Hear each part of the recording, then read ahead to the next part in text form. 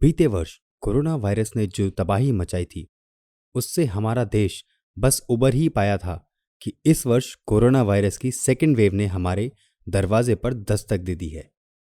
ऐसे में हर दिन हजारों की तादाद में एक एक शहर से निकलते हुए कोरोना पेशेंट्स और हर दिन होती हुई डेथ्स हम सबको इससे बचने और इससे दूर रहने पर बाध्य कर रही है।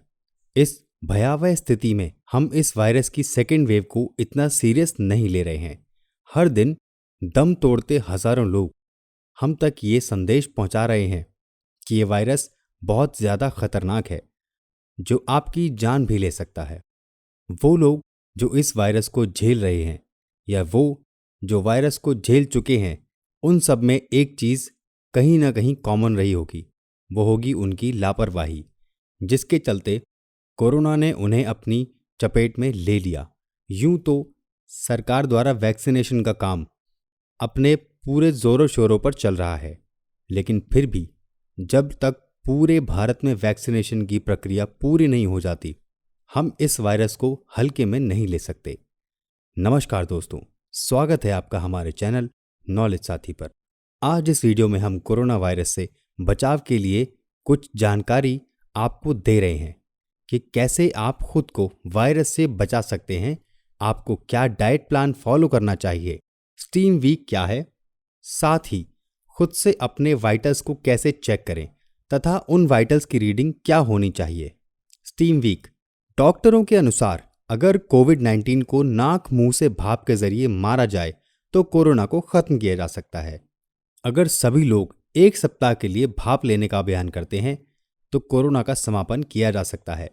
इस दिशा में यह काम करने के लिए हम दुनिया भर के लोगों से यह आग्रह करते हैं कि आज से एक सप्ताह के लिए भाप प्रक्रिया शुरू करें, अर्थात आपको प्रतिदिन सुबह और शाम 5-5 मिनट के लिए मुंह तथा नाक से भाप लेनी है। भाप लेने के लिए आपको सिर्फ अपने पूरे बिजी दिन में से 10 मिनट निकालने हैं। एक हफ्ते के इस अभ्यास को अपनाने से डॉक्टर्स को यकीन है कि घातक कोविड-19 को मिटाया जा सकता है। यदि आप इस बात को मानकर फॉलो करते हैं तो इसका आपको फायदा ही होगा, कोई भी साइड इफेक्ट्स नहीं होगा। प्रॉपर डाइट, अब जानते हैं कि आपकी प्रॉपर डाइट क्या होनी चाहिए। कोरोना के इस पैंडेमिक में सबसे ज्यादा अफेक्टेड वह लोग रहे हैं जिनकी इम्यूनिटी लो रही है या जो पहले से कुछ क्रॉनिक डिसीज को झेल रहे हैं। ऐसे अगर आपको या आपकी फैमिली के किसी सदस्य को बहुत जल्दी कोल्ड या फ्लू हो जाता है तो ऐसे में जरूरी है कि आप अपनी डाइट और खाने पीने पर ध्यान दें। साथ ही किसी भी तरह की एक्सरसाइज करना शुरू कर दें। अगर आप ब्रीदिंग एक्सरसाइज को करते हैं तो यह आपके लिए बेस्ट है। मॉर्निंग से इवनिंग तक डाइट की बात करें तो आपको अपनी सुबह की शुरुआत एक ग्लास लेमन जूस के साथ करनी चाहिए। चाहे तो आप उसमें थोड़ी हल्दी, दालचीनी और चिया के सीड्स को भी डालकर इसको गर्म करके पी सकते हैं। हल्दी और दालचीनी में एंटीवायरल ऑक्सीडेंट पाए जाते हैं जो हमारी इम्यूनिटी को बूस्ट करने में सहायक होते हैं। तो अगर आप इस जूस को सुबह सुबह अपनी डाइट में ऐड करते हैं तो ये आपकी इम्यूनिटी को बूस्ट करने में बहुत ज़्यादा हेल्पफुल होता है। इसके बाद आप शहद में 1 चम्मच अदरक को कूटकर पानी में उबालकर उसका काढ़ा बना सकते हैं। अदरक और शहद दोनों में ही एंटी इन्फ्लेमेटरी, एंटीऑक्सीडेंट्स पाए जाते हैं। इसके बाद आता है आपका नाश्ता। आपका नाश्ता आपके शरीर में लंच तक एनर्जी बनाए रखने के लिए ज़रूरी होता है। ऐसे में अगर आप नाश्ते में कुछ ज़रूरी चीज़ें ऐड कर लेते हैं तो ये आपकी इम्यूनिटी बूस्ट करते हैं।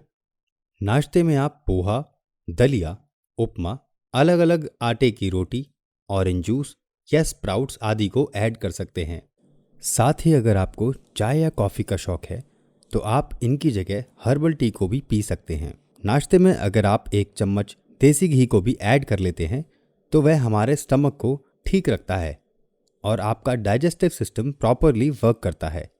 कोरोना के नए सिम्टम्स में हम देख रहे हैं कि कोरोना पॉजिटिव पेशेंट्स को डाइजेशन और नौजिया जैसी परेशानियां बहुत अधिक हो रही हैं।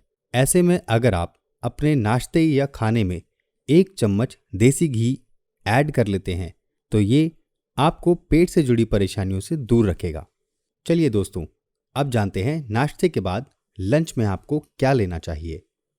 लंच में आप वह सभी चीज़ें खा सकते हैं जो आप रेगुलरली खाते हैं। ज़्यादा से ज़्यादा ऐसा खाना खाएं जो आसानी से डाइजेस्ट हो जाए, चाहे वह दाल चावल हो या फिर हरी पत्तेदार सब्जियां हो। पालक अगर आप नहीं खाते तो किसी भी फॉर्म में पालक का प्रयोग अपने खाने में ज़रूर करें। अगर आप हैवी फूड्स पसंद नहीं करते तो आप दोपहर के खाने में अनार का, मौसमी या चुकंदर का जूस भी ले सकते हैं। दोपहर के खाने के बाद आइए दोस्तों अब जानते हैं शाम को क्या खाएं। शाम को आप मूंगफली खा सकते हैं, भुना हुआ चना या फिर पॉपकॉर्न खा सकते हैं। इसके अलावा आप कम मात्रा में ड्राई फ्रूट्स खा सकते हैं। डिनर में आप कोई भी दाल ले सकते हैं या फिर अलग अलग तरह के सूप आप अपनी डाइट में ऐड कर सकते हैं जो आप रोटी या चावल के साथ खा सकते हैं। वहीं लास्ट में सोने से पहले आप एक ग्लास हल्दी वाला दूध पी सकते हैं। आयुर्वेद में हल्दी वाले दूध को ओजसपूर्ण बताया गया है, यानी कि ये आपकी बॉडी में एनर्जी भर देता है और आप एक प्रॉपर नींद ले पाते हैं। एक प्रॉपर नींद लेने से आप सुबह रिलैक्स्ड और एनर्जेटिक फील करते हैं। कोशिश करें आप अपनी डाइट में एसिडिक फूड्स न लें। एसिडिक फूड्स क्या होते हैं? गरम मसाला, लाल मिर्च, हरी मिर्च, चटनी, नॉनवेज जैसे एसिडिक खाने को खाने से बचें। ये सभी आपकी बॉडी में एसिड्स बनाते हैं। एल्कलाइन वाले फूड्स को ही खाएं। आइए अब आपको बताते हैं कि कैसे आप खुद से अपने शरीर के वाइटल्स को चेक कर सकते हैं और उनका नॉर्मल रेट कितना होना चाहिए। शरीर में ब्लड प्रेशर कितना होना चाहिए? अगर आपका ब्लड प्रेशर 120/80 है तो यह सामान्य है। अगर आपका ब्लड प्रेशर 130/85 है तो यह भी सामान्य है और नियंत्रित है। अगर आपका ब्लड प्रेशर 140/90 है तो आपका ब्लड प्रेशर थोड़ा बढ़ा हुआ है। और यदि आपका ब्लड प्रेशर 150/95 है तो यह काफ़ी बढ़ा हुआ है। ऑक्सीजन ऑक्सीमीटर द्वारा जांच करने पर शरीर में 95, 96, 97 से 100 ऑक्सीजन का स्तर अच्छा होता है।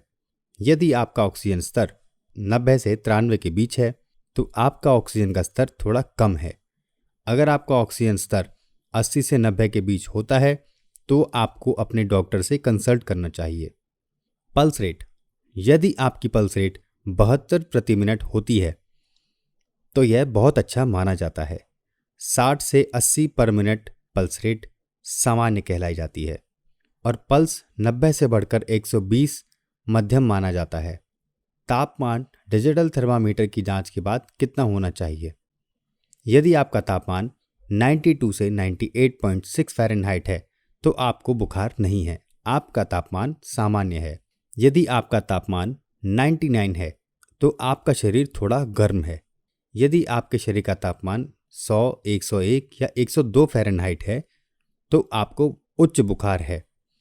उच्च बुखार होने पर डॉक्टर से कंसल्ट करें। HRCT chest CT scan corona की गंभीरता को दर्शाता है। यदि आपका HRCT स्कोर 0 से 8 आया है तो आपको हल्का संक्रमण है। यदि आपका HRCT स्कोर 9 से 18 के मध्य आया है तो आपको मध्यम संक्रमण है। यदि आपका HRCT स्कोर 19 से 25 के बीच आया है तो आपको गंभीर संक्रमण है। यदि आपको हल्का और मध्यम संक्रमण है तो इसे गोलियों से ठीक करा जा सकता है। गंभीर संक्रमण में ऑक्सीजन और वेंटिलेटर की आवश्यकता होती है। तो दोस्तों, हम आशा करते हैं कि आपको ये जानकारी इन्फॉर्मेटिव लगी होगी। इस वीडियो में दी गई जानकारी को आप अपने सभी जानने वालों में ज़्यादा से ज़्यादा शेयर कीजिए। इस वीडियो को लाइक करें तथा हमारे चैनल को सब्सक्राइब करें। बेल आइकन दबाना ना भूलें। ऐसे ही और इन्फॉर्मेटिव वीडियोस को देखने के लिए बने रहिए नॉलेज साथी के साथ। धन्यवाद।